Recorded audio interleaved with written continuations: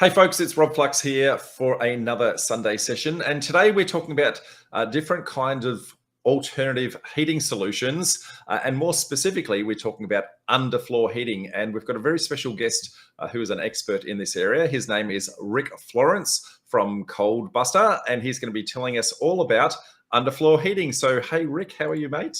I'm good, Rob. Nice to be here. Thank you.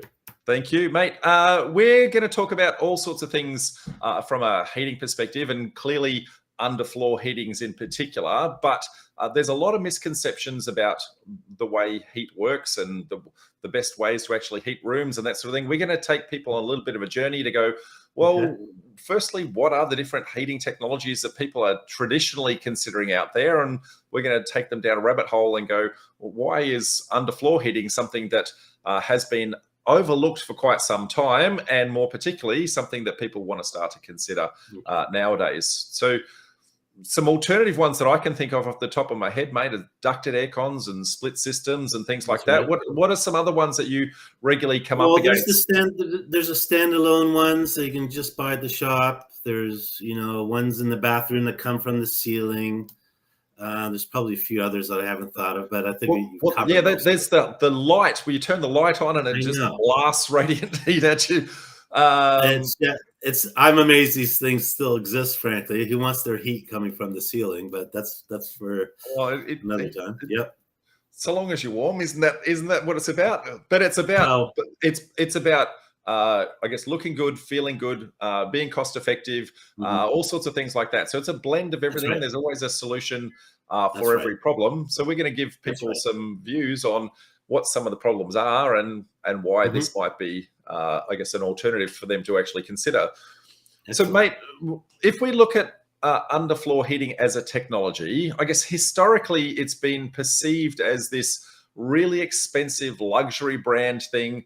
And I guess, and out of the reach of most people is what it's been, I guess, a long perception that sits there. What are some of the reasons why that, I guess, perception has been sitting there? Yeah, well, it's before my time. Although my business has been going for 25 years, I've been in an industry for over 6 years. But certainly that is the way we've seen most people in Australia think it's expensive. It's expensive to run. And my guess is, just like a lot of technologies, Australia is slower to take in certain things. And the climate here, which is less extreme than in Europe and North America, has something to where it's really popular, by the way. Like it's standard, and it's I guess our whole approach is we expect that over time to be the case here, but we're up against those misconceptions that it's expensive and expensive to run, which aren't true. It's just inherited over time. There's been a lot of technological improvements over the years as well, which helps bring the costs down, and it's somewhat more competitive as well. Yeah, well, I think that our climate being less extreme is probably one of the big factors that then has caused this cascading effect. Yeah. Because it's less extreme, there's less perceived need for it. Because there's less perceived need, less competitors. Because there's less competitors, there's less competition, and all these things start to compound, and then it's then got this now perception of a luxury brand. That's right. It's ingrained in the Australian psyche about floor heating. Let's not even get a quote because it's expensive, etc. And we just have to overcome that. Which is strangely, and one of the reasons why we're here, strangely a competitive advantage for, I guess, everyone in my community to go, hey, for a relatively low cost, you can have a fairly luxury perceived item. That's exactly right. That is going to add a whole bunch of value to your property, and I guess where it's going to fit the particular demographic that you're trying to create, and that sort of thing. So, but when we start to look at that, why aren't we thinking about a little bit more? So we're going to dive into what are some of the things that we need to consider, and the like. So firstly, there's a couple of misconceptions about the technology, and being luxury and too expensive is one. What are some of the other misconceptions that people I guess the second probably most common is it's expensive to run because it's electric, but it's absolutely not the case. Firstly, the thermostats now are so smart. You don't just program them to turn on at a certain time like you do most things. It's better than that. You program them to be a certain temperature at a certain time. So it learns the room over the first few days. It works backwards and it figures out the latest to turn on to get to your temperature at your time. So not only does it minimize the heat up time, but it eliminates any guesswork by the user. And then once it hits your temperature at your time, it turns off and it goes on a duty cycle. So it's on, off, on only as necessary to top up. So it's actually running a fraction of the time you want the heat. Yeah, Now, and we'll talk about that a little bit later about thermal mass and how that works and why that's actually to their advantage. But you're right, I guess not as expensive to run because they're getting it to temperature and then it thermal mass enables just on 100% of the time to get to your temperature. Yes. What are some other misconceptions, mate? You know, where people are putting these things in, they're tending to put them only in limited spaces. That's right. Another misconception is a lot of people still think it's just for bathrooms. But no, floor heating is the best way to heat any room in the home. So several times a day, we get quotes for new homes, quote requests for new homes, specifically asking to quote the bathrooms for floor heating. So we've learned now, every time we go back to the client and say, Mr. Client, because quotes are only are room by room. So you see the cost of each room on its own, the heat layout of each room on its own. Why don't we quote the whole house or the whole home? Not because we expect you to take floor heating for the whole home, although some clients do that, absolutely. But all we want to accomplish is that you can properly consider floor heating room by room before the floors go down. It's too late. So let's quote it all up and you come back, yes, no, room by room. And then everyone's happy you made a fully informed decision. And I think the reason why people do the bathrooms is because they think, and this is probably the last misconception, they think that it's really about heating the floor, right? But it's actually about heating the room, and it just happens to heat the floor first. That's right. And that's one of the big pluses. So we say, like in Canada, forget it. You're not going to heat in Canada where I'm from, you're not going to heat a room in the middle of winter with just floor heating. It's more for the comfort of a warm floor. But in most Australian conditions, it is the best way to heat the room. Heating the floor is a bonus. So, and remember also, it also means you don't have to heat the room as much because you're on a warm surface already. Yeah, but which you know, we start to talk about some of the benefits. That's kind of it right there. Well, not it, but I guess one of the starting points is because it's heating the floor first. You're standing on this warm surface with the heat radiating up, and so you're feeling warm right from the very start. Even if the rest of the room is not yet warm. The perception of warmth is there very, very quickly. And plus you're heating at the floor level where you want it. You don't want the heat from a wall or a ceiling when hot air rises. No brainer. Well, yeah, I mean, that's a crazy thing where, you know, looking at some of the other technologies, whether it be a split system in the wall and pushing down, or whether it be a ducted aircon from the roof and pushing down, heat rises, and so it's pushing it down, and instantly it just turns around and shoots back up. So you've got to heat all this head space before it actually starts coming down to. And it's very inefficient. The alternatives, yes, absolutely. But you know, so I guess there's also, I guess, the maintenance elements of these things, because they're so, I'm going to say, simple in their implementation. You know, there's no physical space being consumed by heavy machinery. There's not a split systems aircon sitting both in room and out of the room. You know, there's none of that maintenance issues because there's no moving parts. Like, there's a whole bunch of other benefits, mate. What are the ones that you tend to see? That's right. This is why we can offer, you know, a 25-year warranty, because we don't get warranty issues with floor heating. It's like you said, it's the ultimate simplicity and efficiency. At the end of the day, it's just an electric cable under the floor and a thermostat. So nothing can go wrong once it's installed. And this is why we say it's set and forget. The only thing that can go wrong is if someone does something silly, like drilling a hole for a doorstop and not thinking, or recklessly ripping up the floor to replace the floor and not just being common sense careful. A little bit careful. There's floor heating there. Let's be gentle with it. That's all. Well, we should probably then talk about, what is the technology?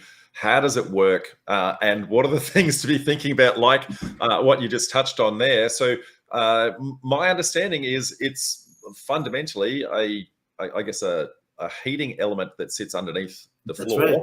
typically an electrical cable that, depending upon the kind of floor surface, Yes. is laid out either as a long piece of wire that's then kind of, I guess, crisscrossed, or a mesh that sits together. Is that it? Am I? Well, essentially, they're all long, thin elements. It's just a matter of degrees. So there's 4 types of floor heating, okay? Electric floor heating. One is called under tile, which is for under tiles, timbers, vinyls, and laminates. Then there's under carpet, and then there's in screed and in slab. So the under tile and under carpet are super thin elements, and they're attached back and forth along 50 centimeter wide mesh to roll out. So you just roll it out. When you get to the end, you cut the mesh, never the cable, of course, flip it over and bring it back. So you can cut the mesh however you want. So you can go into nooks and crannies and whatever you like. It's on the 50 centimeter wide mesh just for convenience. So that's for where it's directly under the floor surface. Then if you want to go a bit deeper down, go into the screed. You got the in screed, and then furthermore into the slab. Usually for polished. We'll just explain screed for people who so don't. Screed is it's like a sand cement mix where it goes on top of the slab for some rooms. So usually your builder decides. Typically where they're going to be putting tiles and things like that, where they might need to shape it can depend on the flooring type, but sometimes it can be to level the floor or to raise the floor level. There's different reasons. We're not really the flooring experts, guys. We just care what kind of floor heating we're putting in. But from my what I've learned, there's different applications for it. But it's the in-screed cable is a bit thicker. It's like 6 mil thick, and it's a loose cable. And it goes on top of the slab or the subfloor. And the in slab one is a little thicker on that, and it goes up and down the reinforcement rod before the slab is poured. And that's usually for polished concrete finish because there's no other flooring going on top. So that's your solution. Yeah. So that's the electrical cable. Electrical cable, electricity passes through. And I did electronics way back in the day. So electricity passes through cable.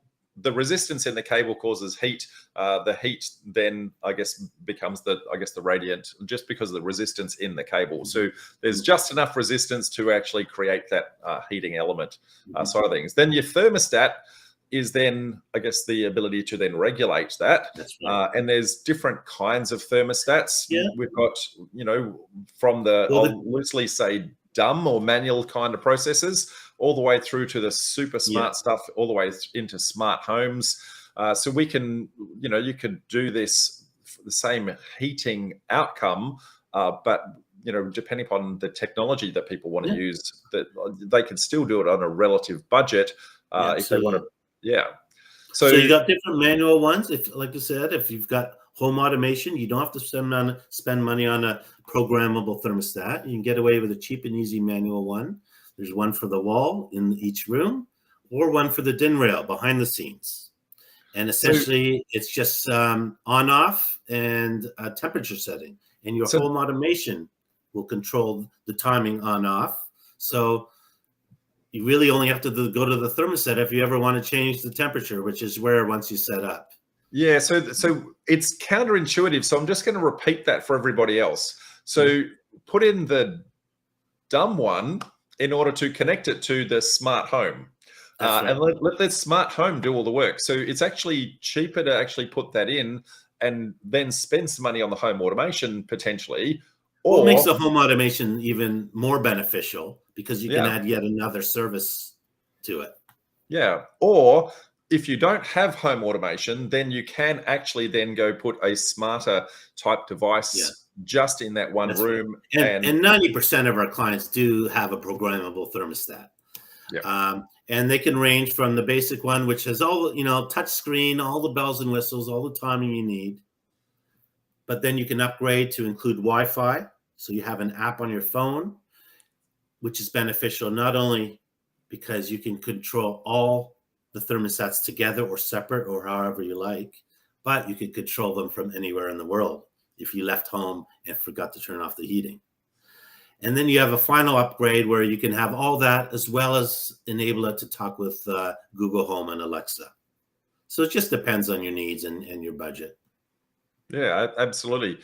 So now, just going back to what we touched on a little bit earlier with regards to how those thermostats actually working, they are still smart in that they're really monitoring the room itself and say, well, how long does it actually take to actually get to that temperature?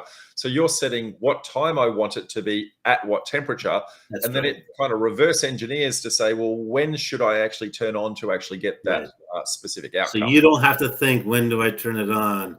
I want it 22 degrees at 7 a.m. You don't have to think that. You just tell it that, and it will decide when to turn on. How long does it take for it to kind of work that out? How many days does it take to kind of...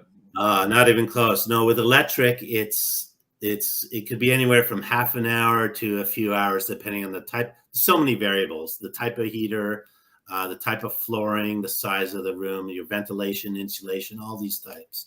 But it could be anywhere from half an hour to 2-3 hours, say. But you don't have to worry about that because the thermostat takes all that into account. Yeah. So we've mentioned a couple of different kinds of technologies that go under the floor for different flooring circumstances. What are the kinds of floors where you can put, I guess, underfloor heating?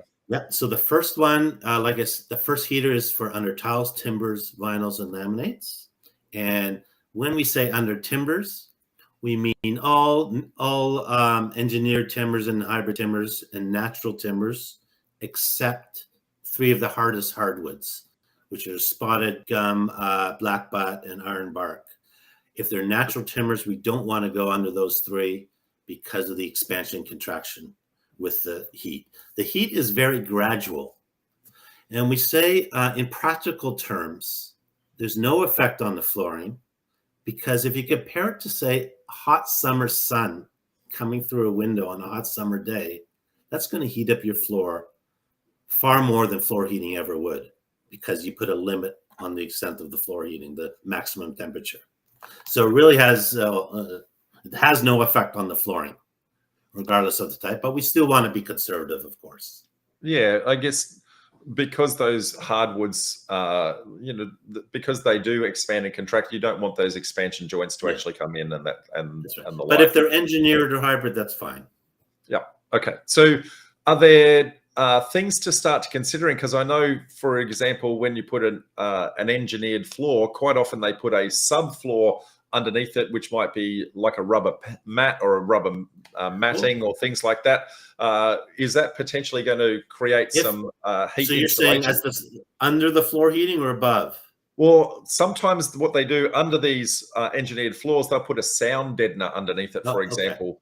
Well, the engineered floors come with various super thin layers, and if it's rubber or cork or something that's so thin, that's not an issue. It's more if you're putting down a cork floor or a rubber floor, you wouldn't want to get floor heating because that'd be a waste of money. The heat's not going to get through. But if it's used as a subfloor and the floor heating goes on top of that, that's even better because it's a barrier to heat going the wrong way. You want it to go up, obviously.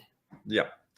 So, which then gives us, how does heating actually work within the floor? So, whether it be, I guess, in the screed, whether it be in the slab, whatever it is, how is this actually working to actually get its way through the floor and then start to work?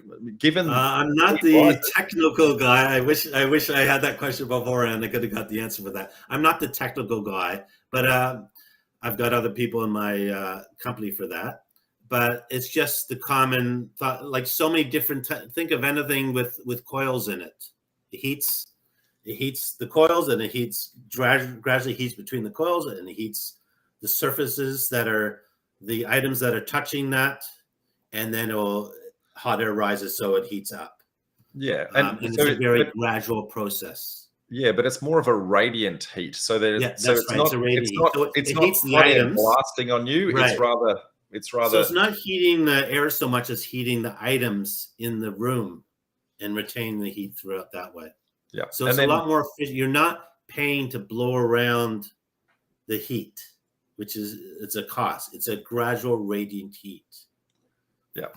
And, given that it's really doing the floor or the subfloor, there's I guess, a physics element called thermal mass, where it takes a while to heat up that element, but equally it takes a long time for that to actually cool down. That's right. So from a ramp up perspective, it might have this perception of taking a little bit longer, but the thermostat's actually dealing with that from a technology perspective. But once it's at temperature, it maintains that temperature very efficiently and very effectively. And where you said before, the thermostat doesn't actually need to run all the time. It's just doing a maintenance type. Yes. And then well after it's turned off, it's still radiating heat for many, many hours well after it's gone. Well, so all this is depends on the type of heating. And like I said, all these other variables. But the closer to the floor surface, the under tile, timber, vinyl, laminate heater, or the under carpet heater, it's going to heat the floor quicker because it's directly under the floor, and therefore heat the room quicker. The further away from the floor, i.e. in screed or more so in slab, it will take longer to heat the floor and therefore the room. But on the other hand, as you said, it'll heat that thermal mass that it's in more. So it will, once you turn it off, the heat will be retained and gradually released over a longer period of time. So I don't say one is better than the other. Because they have benefits and negatives to them as far as comparing to each other. I would say if it was my home, I would go directly under the floor just so it is that much quicker to respond. Yeah. Often it comes down to when the builder wants to put it in. Each builder or flooring guy has their own preferences of when in the process. Do they want to put in the screed or say directly under the tile? And again, within slab, if you're doing polished concrete, that there's no other flooring going on top, so that's your option. Other people want to use in slab, though, to take advantage of, say, if they've got solar energy and they want, have it on for running for free all day, heat up that slab, turn it off when the sun goes down, and then have that heat that's contained in the slab gradually release over whatever hours, and then maybe you have to top up in the early evening or whatever. But there's just various strategies. Or the alternative, if you've got cheap overnight rates, have it on, heat the slab overnight for cheaper. And then when the rate goes up in the morning, turn it off. And again, have the slab gradually release the heat over a few hours. And then you'll have to top it up somewhat during the day. Yeah, so you can be quite different strategies, quite smart with making that super efficient. And if you have solar heating and that sort of thing, I guess it becomes a close to zero running cost type. Well, that's the thing. I already explained, even without solar, it's so cheap to run because not only the cheap to run, but there's no maintenance and no future repairs because it's just a cable on the floor. But with solar, that could largely offset the running costs. Yeah, and you do have a convenient, running cost calculator. So I've given the link for that here so that everyone can actually then go and actually work that out for themselves. Yeah. As you touched on, there's a few variables and your calculator. We're working, it all works fine, but we're just working a bit on the presentation. Like it's on a box now, you got to move it around. But we're going to make it a little bit more friendly. But essentially, you can give you a very good but rough estimate what you can expect for ongoing running costs. And just like the cost of purchasing floor heating is so much less than people expect, the cost of running it, I would say, is even less, much less than people expect. Well, let's get to the billion-dollar question, which is some indicative pricing. We've told everyone that it's I guess a perceived luxury item, and that's a lot less than what people might actually think. Typically, you're getting people coming and asking you to heat bathrooms and that sort of thing. What is a typical price range, depending upon what kind of we've got it here as an example. You know, a bathroom, let's say 1,000 watts. Most bathrooms are less than that. Okay, and let's say it's in slab. It depends on so many variables. We've just got a few basic here. So let's say it's in slab, 2 hours in the morning, 2 hours at night. Let's say it will cost you, say, roughly $1.70 a day. That's to And actually run it. Yeah. Yes. But from an installation perspective, what would be the cost to actually install that? So we say for insulation, most bathrooms are, say, well under $1,000. If you're getting the smallest heater and the cheapest thermostat and installing yourself, it could be $250, $300. To do a whole house, say $10,000, $20,000, floor heating everywhere. But remember, when that house eventually goes in the market, let's say within a year or more, and you've put $10,000 or $20,000 into the house and now can market it with floor heating throughout, that tells the marketplace this is a luxury property. So you've enhanced that overall image far greater than the cost. And now we suggest $10,000, $20,000 investment. You could sell this home for easily 50 or 100 grand or more additional, because now with floor heating throughout, it's a luxury property. These are made up numbers, of course. These are very rough, but everyone tends to agree with the principle. We think we have not been told there's a better investment out there that you can make in your own property by putting in floor heating. It's so inexpensive compared to the luxury image. Yeah. So if somebody is thinking about doing an underfloor heating, when is the best time to actually come to you and say, hey, thinking about this, which technology should I use? You know, should it be in slab? Should it be in screed? Should it be underfloor? Okay. When is the best time for them to actually come and have that chat? Okay. So the earlier the better. We say it's never too late unless the floors are literally down. Sometimes often we get last minute panicky clients. Oh, our floors are going down in 2 days ago. I forgot about floor heating. Can you get us a quote? And of course, we always do it. We know those happen. But we always suggest to avoid that. As soon as you have the plans finalized and you know the flooring types, or you're pretty sure on the flooring types in each room, send us the plans, get a quote room by room, and therefore you have that fully informed. You're fully informed with all the information you need. You got a heat plan, room by room, the cost heat by room. Now the heat plan makes a difference because it makes it real for the client. They see where the heat would go in their very own rooms. And then the quote that accompanies that makes it achievable room by room.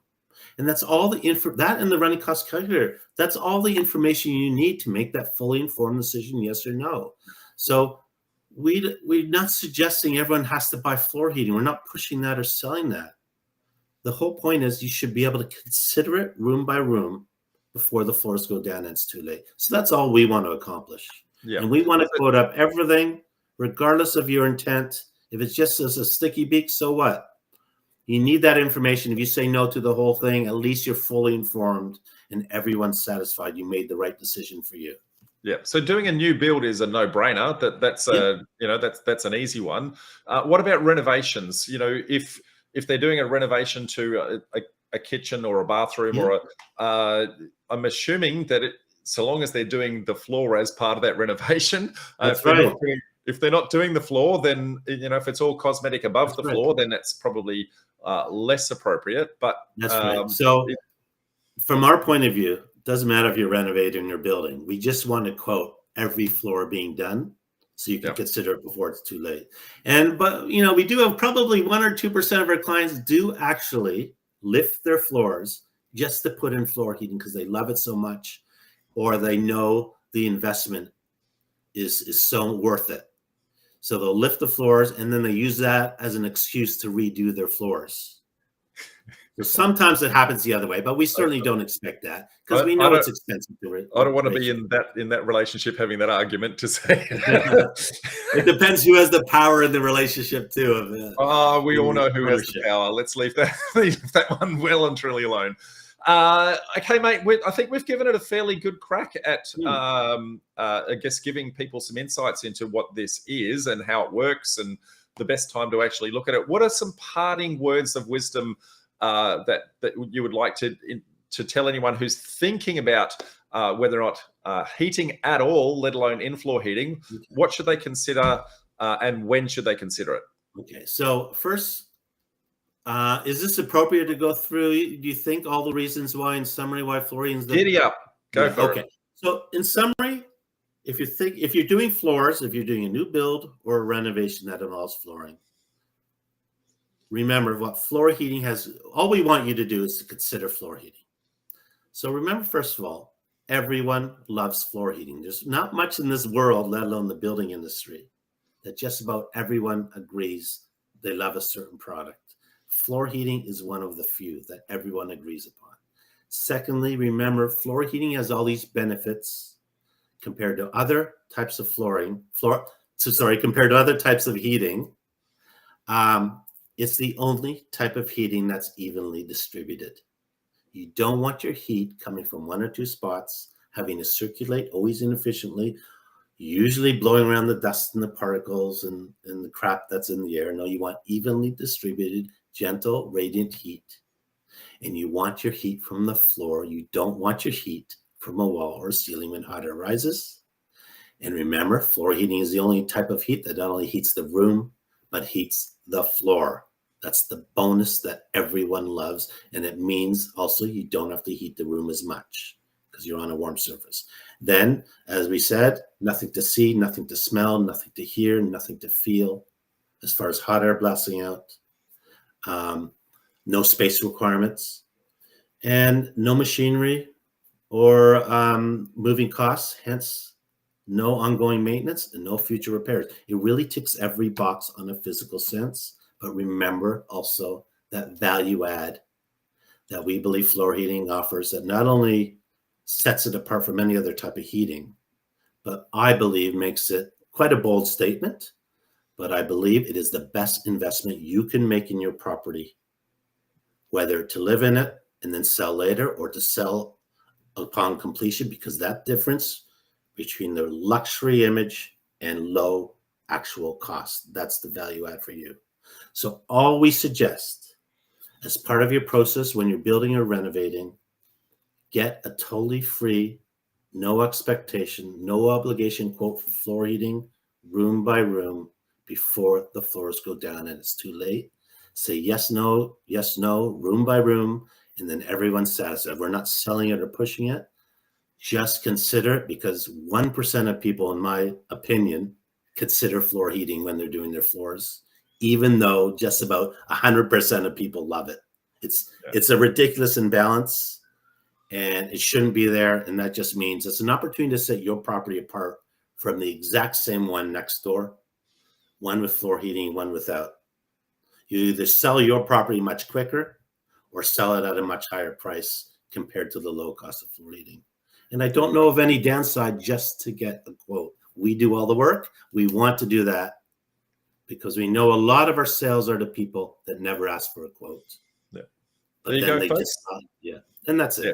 There you go, folks. Now we know all about underfloor floor heating, and this has been Rick Florence from Coldbuster. So if you've got anything that you would like to know about underfloor heating that we have not dealt with today, then reach out to Rick and his team, and I'm sure they would be more than gracious to actually try and help you on your journey. So, mate, thank you very much for your time today and for giving us the insights into why we want to think about underfloor heating. It has been a pleasure. And until next time, folks, if you want to learn anything about the property development process, then join us here on another Sunday session, or maybe at one of our upcoming meetups that we run all the way around the country, Brisbane, Sydney, and Melbourne. So if anyone wants to join us, come to our events page, and we would love to see you there.